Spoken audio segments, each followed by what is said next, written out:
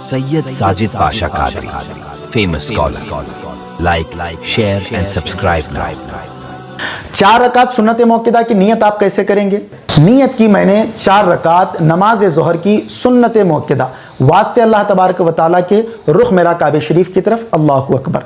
मैंने बारहा ये बात कही है, आज भी कह रहा हूँ, नियत दिल के पुख्ते इरादे का नाम है, ज़बान से अदा करना ज़रूरी नहीं है। अगर आपको इतना भी दिल में ख्याल है कि मैं ज़ोहर की 4 रकात सुन्नत पढ़ रहा हूँ जो पहले की हैं, तो तब भी जो है वो नमाज हो जाएगी। नियत आपने कर ली, अल्लाहु अकबर कहते हुए आपको कानों तक हाथ उठाना है, नाफ के नीचे हाथ बांध लें, फिर उसके बाद सना पढ़ लें।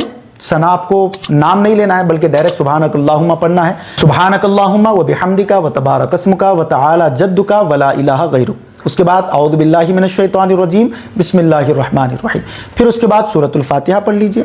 अल्हम्दुलिल्लाहि रब्बिल आलमीन अर्रहमानिर रहीम मालिकि यौमिद्दीन इय्याका नअबुदु व इय्याका नस्तईन इहदिनस सिरातल मुस्तकीम सिरातल लज़ीना अनअमता अलैहिम गैरिल मग़दूबि अलैहिम वलद्दाल्लीन, आमीन।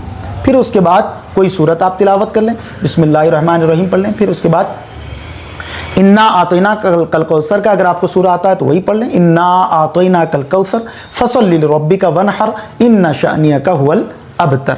अब ये एक क़िरात कंप्लीट हो गई। रुकू में जाइए, रुकू में जाने के बाद 3 मरतबा, 5 मरतबा या 7 मरतबा तस्बीह पढ़ें, सुबहान रब्बियल अज़ीम।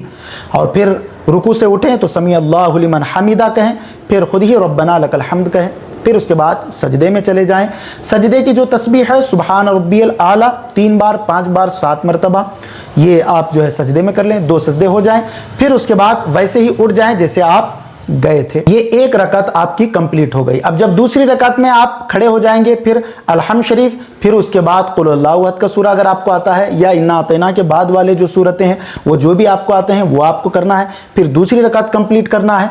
फिर उसके बाद जब दूसरी रकात कंप्लीट करेंगे, जब कायदे में आप बैठेंगे, तो कायदे में आपको बैठने के बाद एक बात का ज़रूर ख्याल रखना है कि सिर्फ आपको अत्तहियात पढ़ना है, दुरूद इब्राहिम नहीं पढ़ना है। अत्तहियात कैसे? अत्तहियातु लिल्लाहि वस्सलावातु वत्तय्यिबात अस्सलामु अलैका अय्युहन नबिय्यु व रहमतुल्लाहि व बरकातुहू अस्सलामु अलैना व अला इबादिल्लाहिस सालिहीन। और जब पहुंचे अशहदु अल्ला इलाहा, तो फिर इस तरीके से उंगली को आपको उठा देना है और दायरा इस तरीके से बनाना है।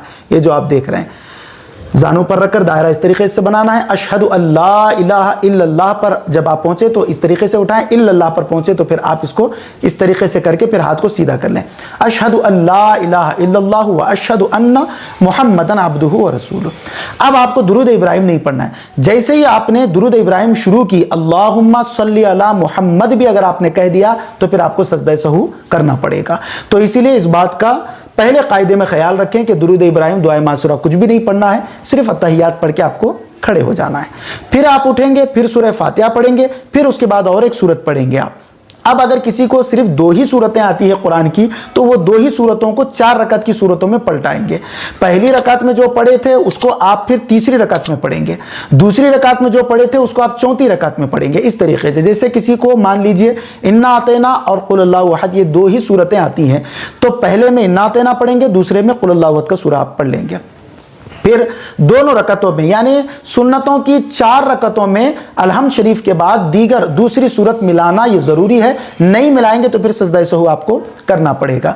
फिर आखिर के 2 रकातें आपने कर लिए, फिर वो 2 कंप्लीट होने के बाद जो है, अब जब दूसरे कायदे में आप पहुंचेंगे तो उसके बाद आपको उस कायदे में अत्तहियात भी पढ़ना है, दुरूद इब्राहिम भी पढ़ना है और दुआए मासूरा भी पढ़ना है। फिर दाएं जानिब सलाम फेर दें, फिर बाएं जानिब सलाम फेर दें। ये हो गया सुन्नत का तरीक़ा।